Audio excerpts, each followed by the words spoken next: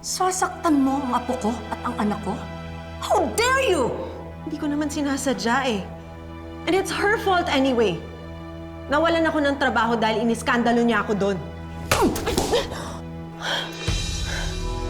You've got some nerve! Sisisihin mo pa si Angela, ikaw sumira sa marriage nila? Pati apo ko'y nadamay mo?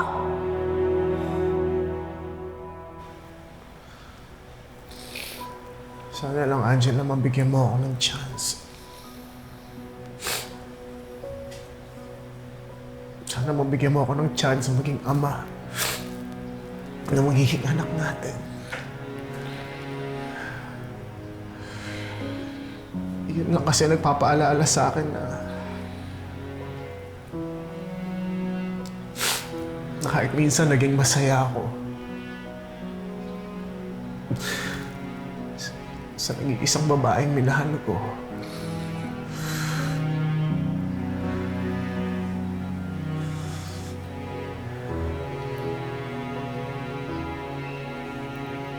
Paano kung mawala ang anak ko?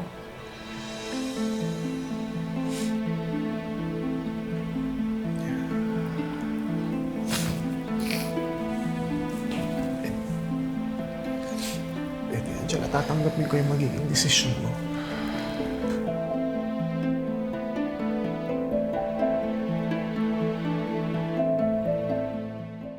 Paano kung mawala ang anak ko?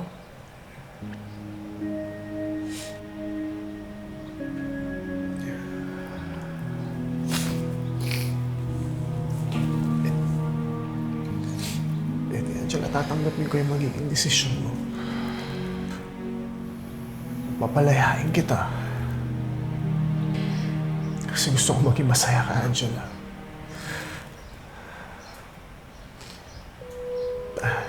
Hindi ako deserving sa pagmamahal mo.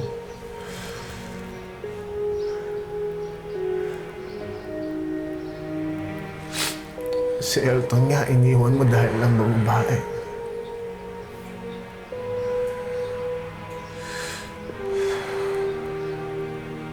Mas malala pa pala yung nagawa ko.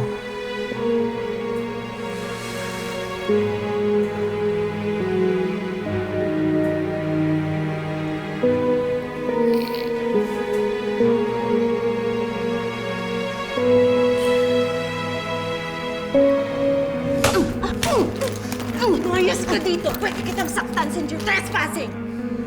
I am leaving! But you stay away from my daughter!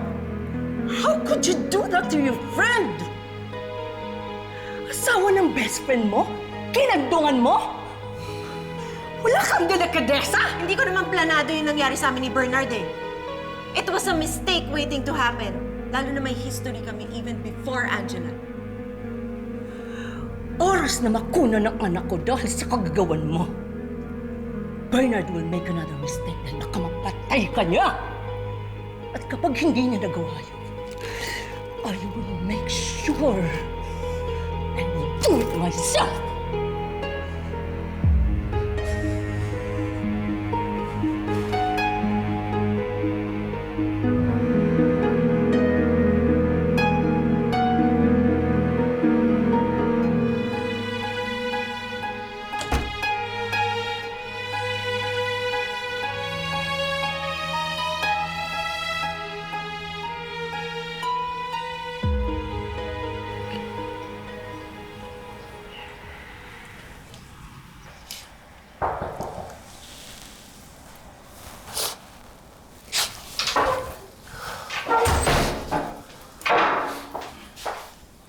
Nandito na ang results ng test mo.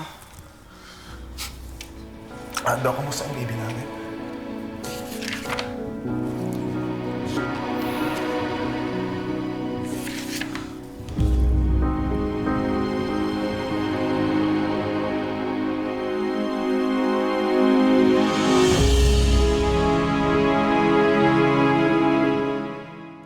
You have nothing to worry about. Safe ang baby mo. Normal ang vital stats niya. Continue your meds, less stress, and always be careful. Yes, Doctor. Thank you po. Salamat. Salamat. Maiwan ko na kayo. Thank you, Doc. Salamat sa Diyos.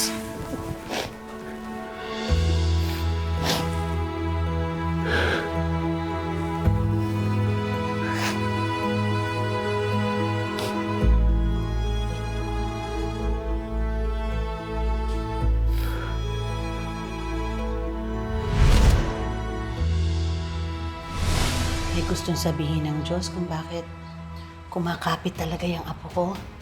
Huwag mo nang ipilit, Hilda. May history si Chloe at si Bernard. Hindi mapipigilan ng anak mong sarili niya na huwag patulan ng malanding babaeng yon. Hindi hayok ang anak ko. Pareho lang silang malandi, kaya magsama silang dalawa. Tama na po! Tama na po. Pero hindi ko talaga sinasadya yung nangyari. Hindi mo sinasadya? O gusto mong tuluyang mawala na yung anak namin ni Angela? Alam kong magastos ang annulment, pero don't worry. Sagot ko lahat ng gastusin. Pwede ba tayo mag-usap? Tungkol sa ating dalawa. May dala akong cake para sa'yo. Chloe, ano ba talagang dahilan bakit ka nandito? Sa lahat ng plastic, ikaw yung single use. Tinatapon at ipinagbabawal na. Ah! Oh my God!